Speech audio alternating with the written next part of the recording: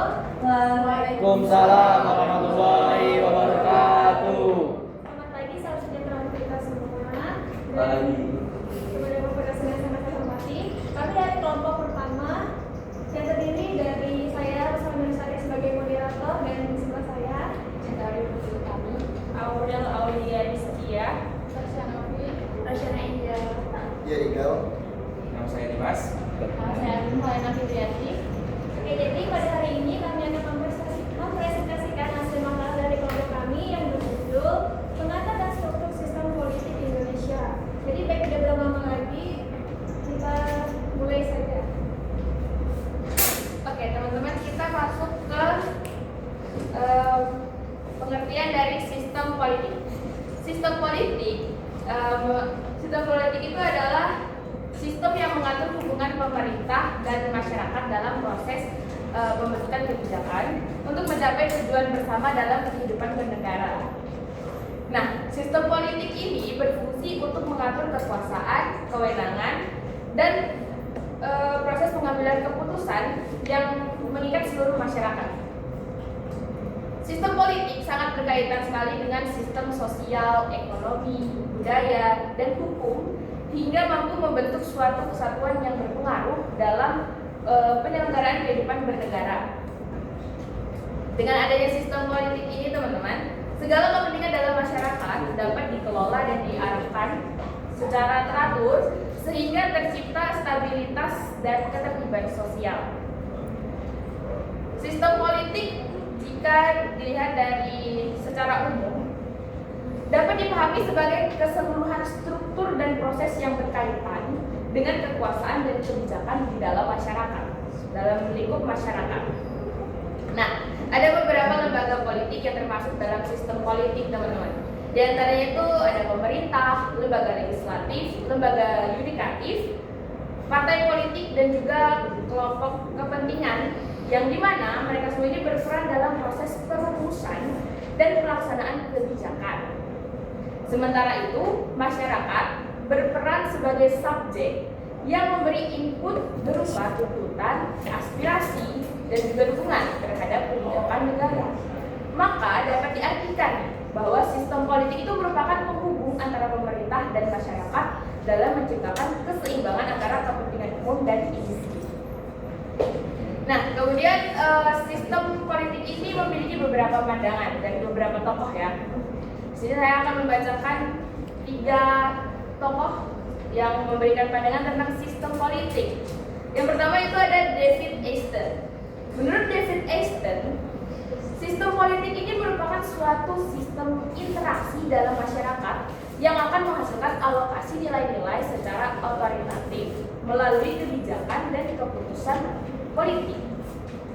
Menurut beliau nih, sistem politik itu bekerja melalui mekanisme input, proses, dan output. Input itu berasal dari masyarakat yang memberikan tuntutan, aspirasi, dan juga dukungan yang kemudian akan diproses oleh lembaga-lembaga politik seperti lembaga yudikatif dan lembaga legislatif tadi ya.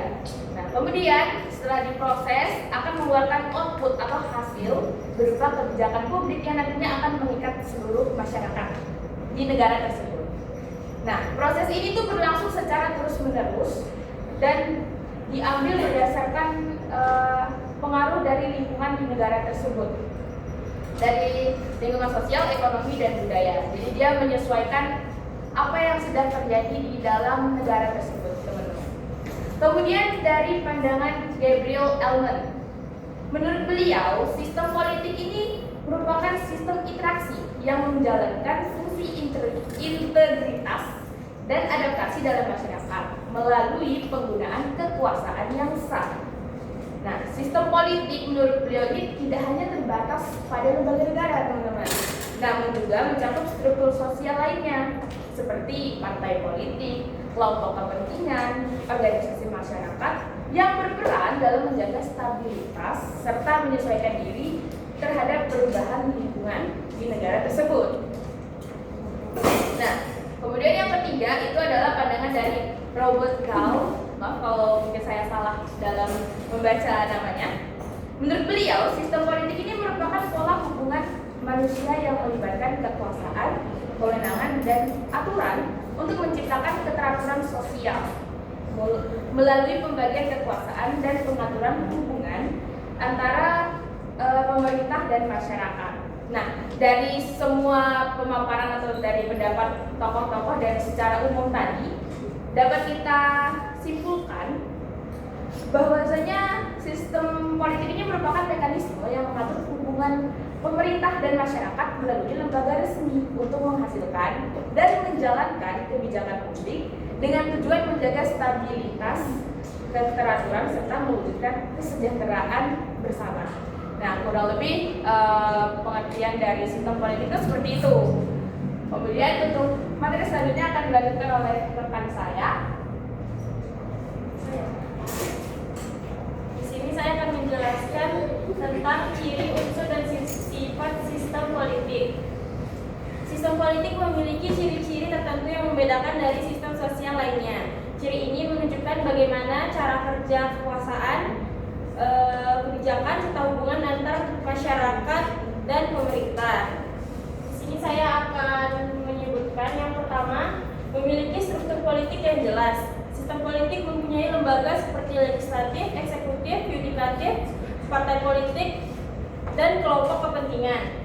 Yang kedua, terdapat input dan output. Input adalah tuntutan dan dukungan dari masyarakat. Output adalah kebijakan atau keputusan dari pemerintah. Yang ketiga, adanya pembagian tugas. Di sini ada 3 pembagian tugas, yaitu legislatif, eksekutif, dan yudikatif. Legislatif bertugas membuat aturan, eksekutif menjalankan aturan, dan yudikatif mengawasi dan menegakkan hukum. Dan terakhir, integrasi atau mampu mengintegrasikan berbagai kepentingan masyarakat, yaitu menyatukan berbagai kepentingan masyarakat agar tetap stabil dan tertib. Sistem politik bekerja dengan struktur yang jelas, proses masyarakat dari pemerintah, pembagian tugas, dan kemampuan menyatukan kepentingan agar negara tetap stabil dan teratur.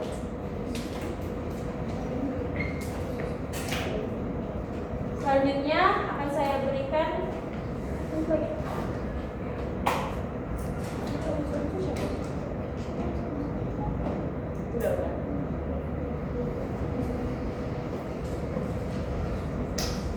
di sini ada unsur-unsur, yaitu lembaga politik, pemerintah, dan organisasi politik. Yang kedua, masyarakat sebagai pemberi aspirasi. Yang ketiga, kebijakan publik sebagai hasil proses politik. Yang keempat, kekuasaan sebagai alat menjalankan kebijakan. Dan terakhir, lingkungan sosial yang memengaruhi sistem.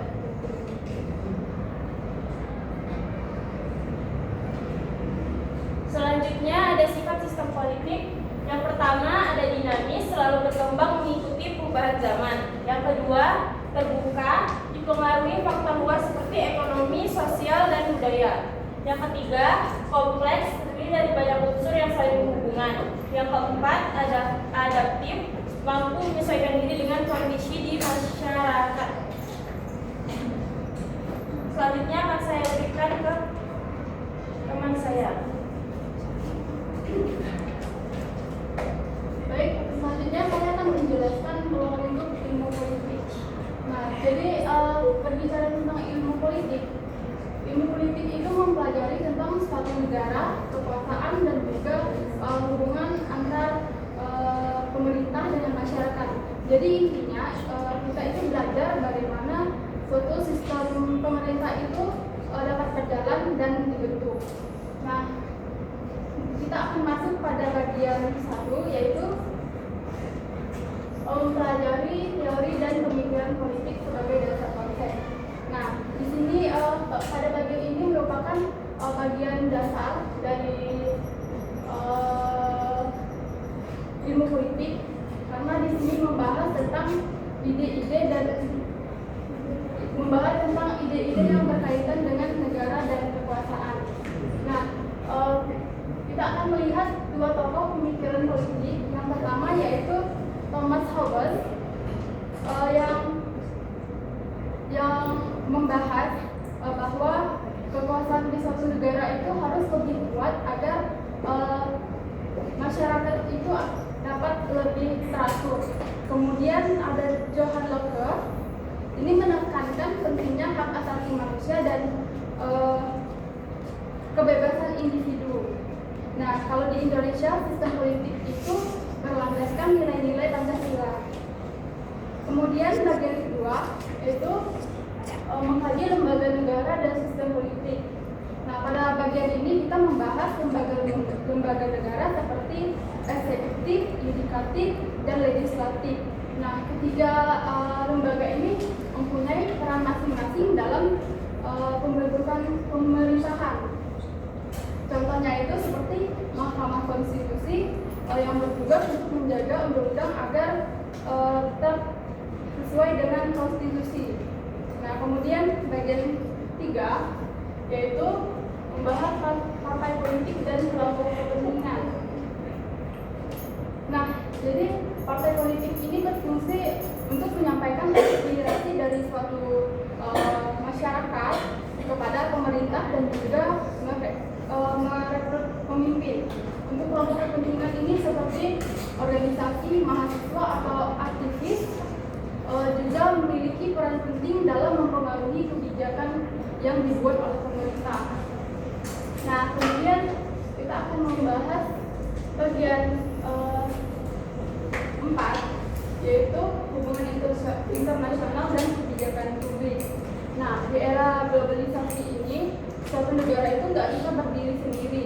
Jadi, sistem politik juga membahas hubungan antar negara. Misalnya itu seperti kerjasama internasional, diplomasi, dan juga membahas isu-isu yang berkaitan dengan perubahan iklim dan juga perdagangan. Nah, kemudian kebijakan publik. Kebijakan publik ini adalah hasil dari perubahan hasil dari pembahasan ilmu politik dari perumusan, pelaksanaan hingga evaluasi. Nah, selain itu peran masyarakat itu juga sangat penting dalam kebijakan ini. Misalnya itu seperti partisipasi dalam pemilu dan kepercayaan terhadap pemerintah. Jadi jika sistem politik itu baik, maka pemerintahan juga akan baik. Sekian yang dapat saya sampaikan.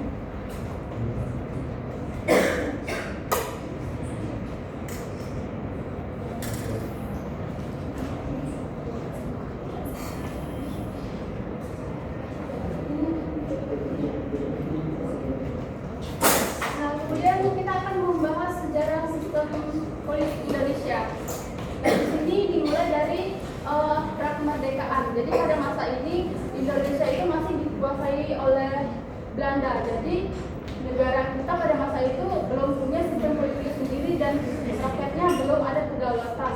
Nah, kemudian masuk pada era proklamasi atau kemerdekaan yang pada tahun 1945. Nah, di sini negara kita mulai membangun sistem politik sendiri, walaupun pada saat itu kondisi negara kita belum stabil. Nah, kemudian kita masuk lagi ke Orde Lama yang dipimpin oleh Soekarno. Nah, pada masa ini sistem politik itu berpusat pada presiden. Jadi kekuasaan tinggi itu ada di tangan pemimpin kita pada saat itu. Nah, kemudian kita masuk lagi pada Orde Baru dipimpin oleh Soeharto. Nah, pada masa ini kepemimpinan itu lebih fokus pada stabilitas dan pembangunan, tapi kebebasan politik pada saat itu terbatas. Nah, kemudian kita masuk kepada era reformasi atau sekarang. Jadi pada era reformasi ini sistem politik itu jauh lebih terbuka. Jadi kita tidak dibatasi seperti era-era sebelumnya. Sekian yang dapat saya sampaikan.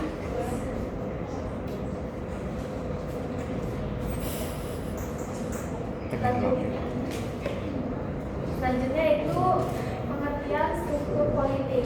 Struktur politik adalah susunan atau tatanan lembaga serta kekuatan politik dalam suatu negara yang berinteraksi dan menjalankan kekuasaan dan pengambilan proses keputusan. struktur politik ini mencangkup hubungan antar lembaga formal negara dan kekuatan non formal masyarakat yang bersama-sama memengaruhi kebijakan publik. Struktur politik tidak hanya terbatas pada lembaga pemerintahan, tetapi juga melibatkan berbagai unsur masyarakat yang memiliki peran dalam sistem politik. Nah, struktur ini menjadi kerangka utama dalam memahami bagaimana kekuasaan diorganisasikan, dijalankan, serta dikontrol dalam suatu negara. Yang pertama yaitu struktur politik formal.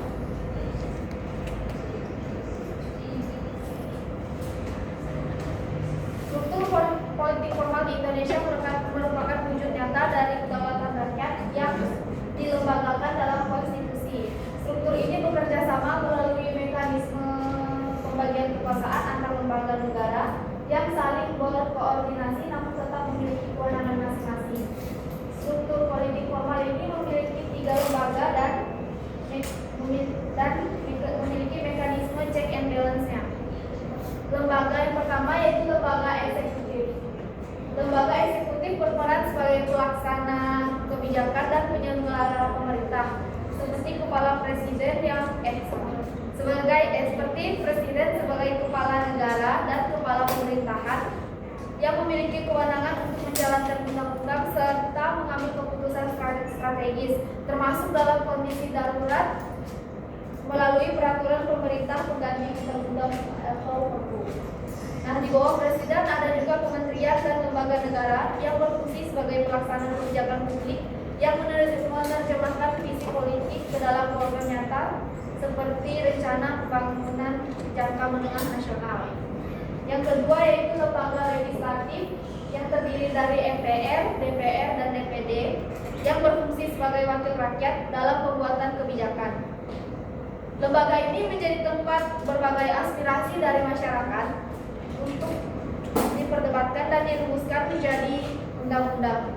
Dalam fungsi legislasi, proses pembuatan undang-undang dilakukan melalui program legislasi nasional yang disusun berdasarkan kebutuhan masyarakat. Selain itu, legislatif juga memiliki fungsi pengawasan terhadap jalannya pemerintahan melalui hak interpelasi, hak angket, dan hak menyatakan pendapat. Dengan demikian, legislatif berperan penting dalam menjaga keseimbangan pemerintahan kekuasaan. Yang ketiga itu lembaga yudikatif. Lembaga yudikatif berfungsi sebagai penegak hukum dan penjaga konstitusi.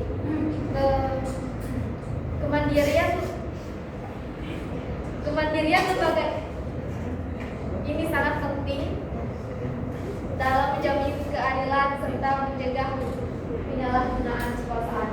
Mahkamah Konstitusi memiliki kewenangan untuk menguji undang-undang terhadap konstitusi atau judicial review sehingga membatalkan aturan yang bertentangan dengan hukum dasar negara. Sementara itu, Mahkamah Agung mengawasi jalannya peradilan di berbagai lingkungan dan Komisi Yudisial berperan menjaga integritas hakim.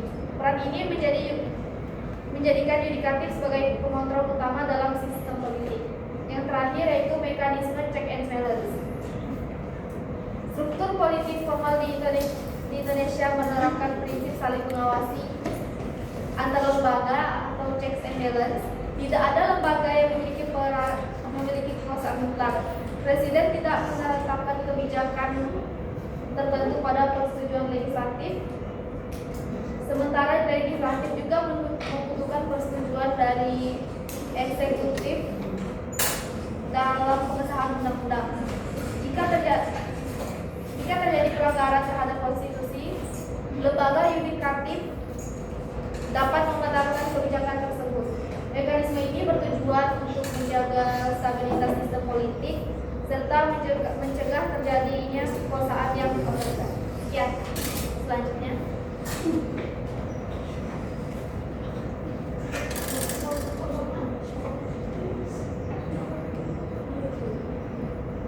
Saya selanjutnya saya akan menjelaskan tentang undang-undang partai politik. Yaitu ini adalah dia itu membahas tentang mengikat partai politik di satu negara. Jadi undang-undang ini berisi syarat-syarat administratif dan hukum tentang bagaimana sebuah partai bisa didirikan.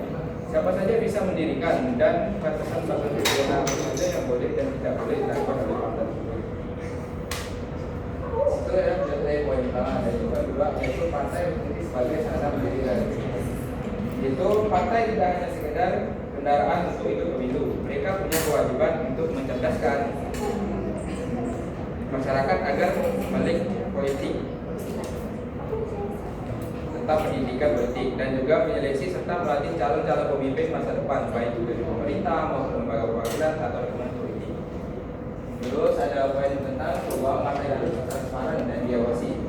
Terus itu ya untuk mencegah korupsi dari politik seperti uang sumber dana partai dari iuran anggota, sumbangan atau bantuan negara, serta pengeluaran harus dicatat dengan jelas.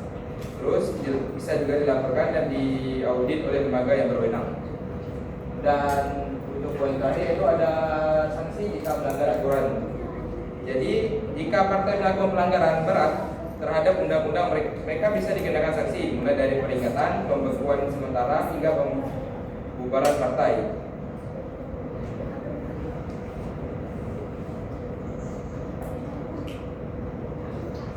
Sekian dari saya, itu yang bisa. Selanjutnya akan dilanjutkan oleh teman saya.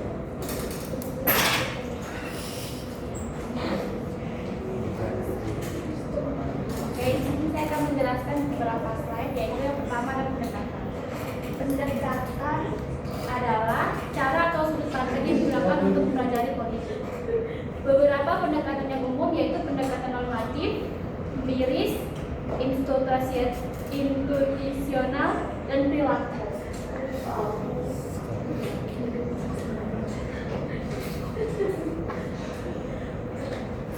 Terus yang kedua,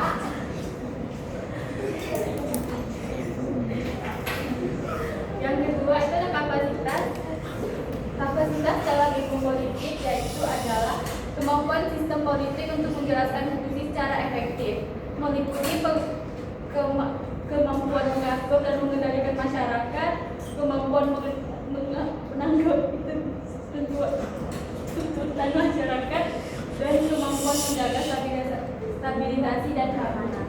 Di sini juga ada beberapa, yaitu kemampuan sistem dalam mengelola tuntutan masyarakat menjadi kebijakan, meliputi pengelolaan sumber daya, distribusi, aturan, dan merespon terhadap masyarakat, menunjukkan pada sistem politik berjalan efektif atau tidak.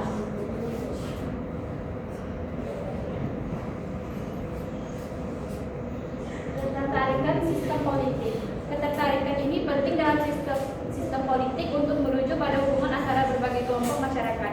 Keterkaitan ini menjadi beberapa bagian, yaitu keterkaitan terhadap negara dan masyarakat, lembaga politik, kekuasaan dan kebijakan, dan ideologi dan sistem politik.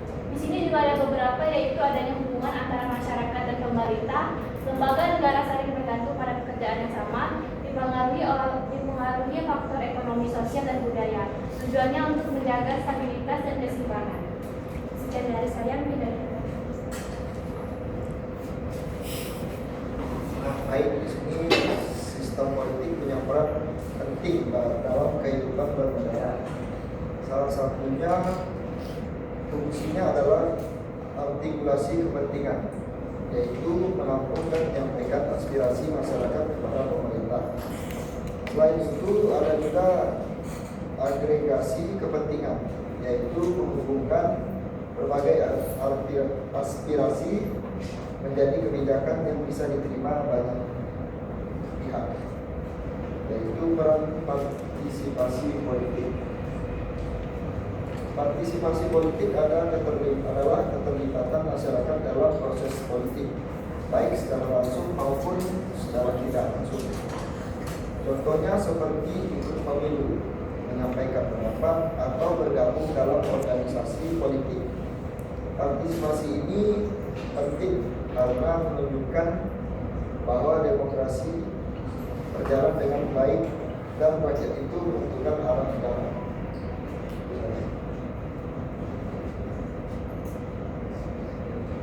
baik, selanjutnya kesimpulannya, sistem politik Indonesia merupakan suatu mekanisme yang mengolah aspirasi masyarakat menjadi kebijakan publik melalui proses input maupun proses output.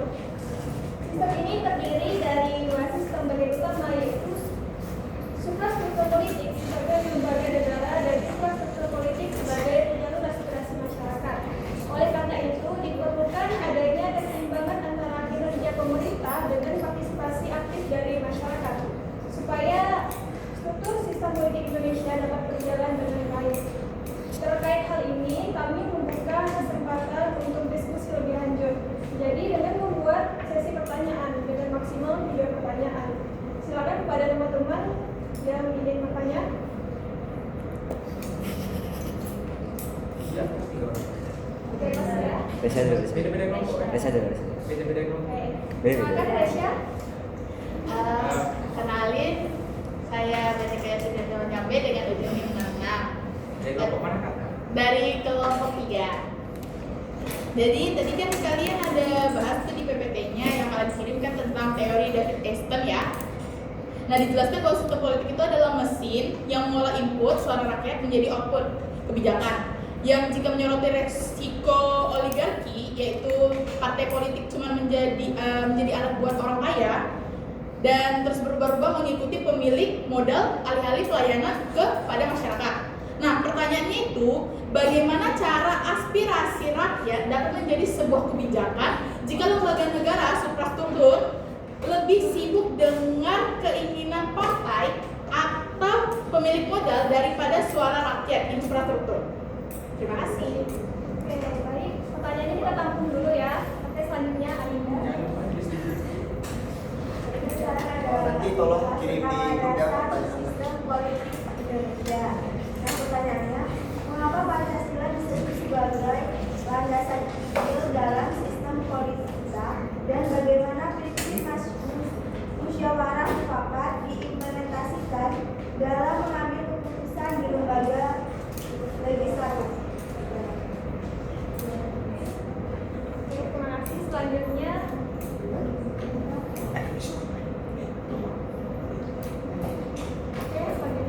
Baik, perkenalkan saya Diandra Rifki Rafais dari kelompok 2. Ingin bertanya, tadi kan udah dijelaskan bagaimana mekanisme checks and balance. Pertanyaan saya, jika seluruh mekanisme checks and balance gagal, apakah sistem politik di Indonesia akan kembali kepada masa Orde Baru secara struktural atau justru membentuk sistem baru? Oke, baik, untuk pertanyaannya kami tampung dan tolong kirim di grup ya teman-teman. Oke. Sekian presentasi dari kami. Mohon maaf jika